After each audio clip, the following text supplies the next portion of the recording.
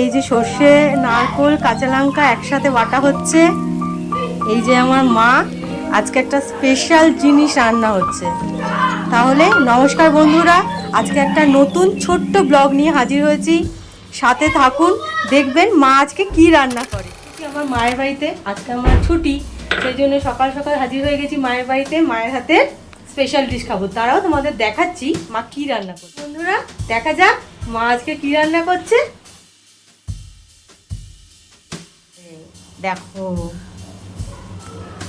ইলিশ মাছ, আর এই যে মা সর্ষে বাটা দিয়ে এটা রেডি করে নিয়েছে। মা আজকে রান্নার দায়িত্বে পুরোপুরি, মাকে একটু ক্লান্ত দেখাচ্ছে। ঠিক আছে চলো মা, আবার মাছগুলো ওর মধ্যে করো দেখি। এর মধ্যে সমস্ত মাখাও না।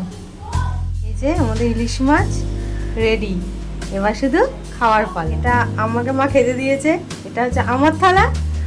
বড় মাছটা দিয়েছে মা আমাকে। মা ভাত বেড়ে নিয়েছে, আমরা এবার একসাথে বসে খাবো। আমার ব্লগটা এখানেই শেষ করলাম।